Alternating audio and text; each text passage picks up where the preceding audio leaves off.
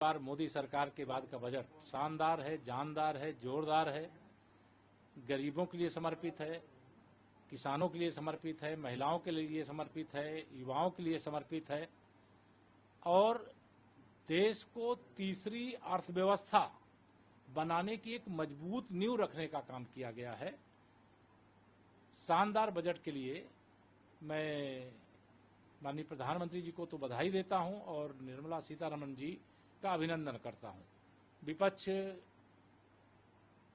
केवल जब कोई मुद्दा नहीं होता है तो बजट की आलोचना करने का केवल फैशन निभा रहा है, ताकि विपक्ष के पास कोई बजट में कमी निकालने लायक कुछ भी नहीं है, क्योंकि जिस प्रकार का बजट आया है उम्मीद से अच्छा बजट आया। सर, निर्मला सीतारमण जी ने यह भी कहा कि जो एजुकेशन लोन, जो हायर एजुकेशन, उसमें भी बच्चों को काफी आसानी दी जाएगी। साथ में 1 करोड़ इंटर्नशिप और 4 करोड़ जो रोजगार की अपॉर्चुनिटीज है, उससे जितना भी यूथ है वो उसको एक बार में अपॉर्चुनिटी इस बार मिलने वाली है। नहीं, देखिए, युवा भारत का भविष्य है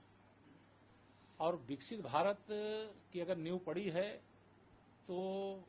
देश के युवाओं के लिए बड़े कदम उठाना चाहिए था, जो बजट में उठाया गया। और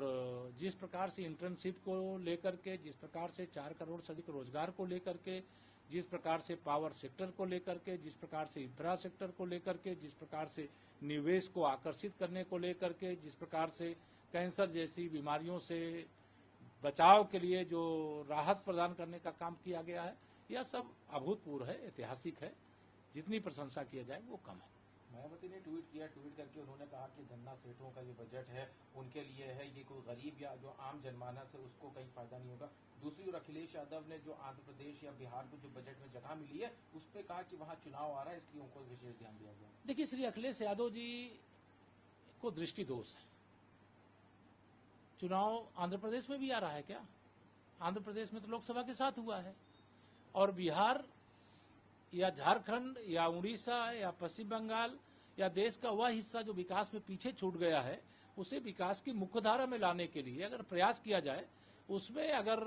कोई कमी खोजने का प्रयास किया जाता है, तो मैं समझता हूं कि भारत सरकार का जो बजट होता है वो देश के सभी राज्यों को ध्यान में रख करके और जिस राज्य की जैसी आवश्यकता होती है उस प्रकार से उसकी पूर्ति की जाती है। बहन मायावती जी की जहां तक बात है, मैंने कहा विपक्ष का कोई, चाहे अखिलेश जी हों, चाहे श्री राहुल गांधी जी हों, चाहे बहन मायावती जी हों, सबको